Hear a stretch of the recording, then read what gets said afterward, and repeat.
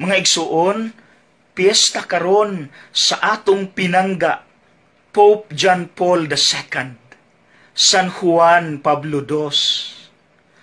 Kini siya nga Santo Papa ang nagpalaganap sa debosyon sa Santos nga Rosaryo. Kay siya mismo sa dinhi pas kalibutan, kada adlaw mainiton nga gaampo sa Rosaryo. Mausab kini siya nga Santo Papa ang nagpalaganap sa debosyon sa Dios nun nga kaluoy, Divine Mercy.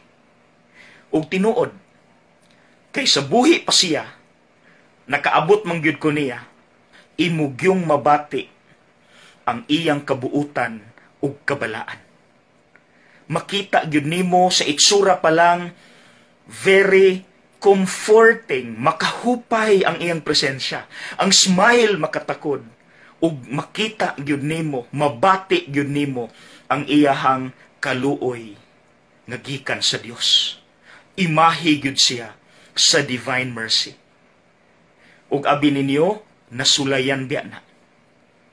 1980s, kini si Pope John Paul II gipusil, hapit mamatay. Ang gapusil, Mehmet Ali Agca. Ug diha nasulayan ang Divine Mercy sa Dios diha sa iyang kinabuhi. Humaniyag kaayo, giadto niya ang prisuhan. Yes, na justice, kay gidawat man gyud sa maong kriminal ang iyahang sentensya.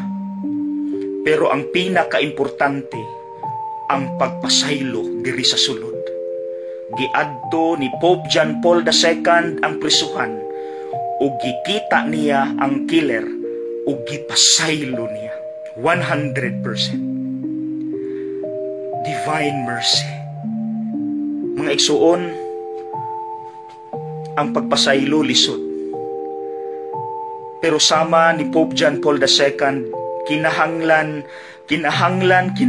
gyud pud natong buhaton kay naapod tay mga kontra.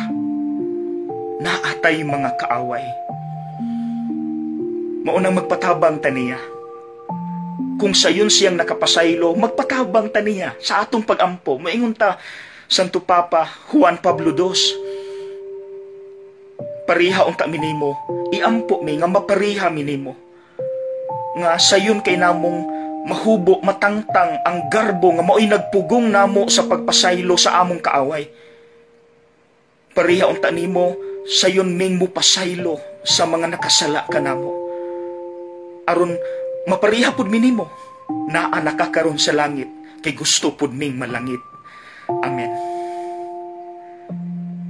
Pope John Paul II, please pray for us. Amen.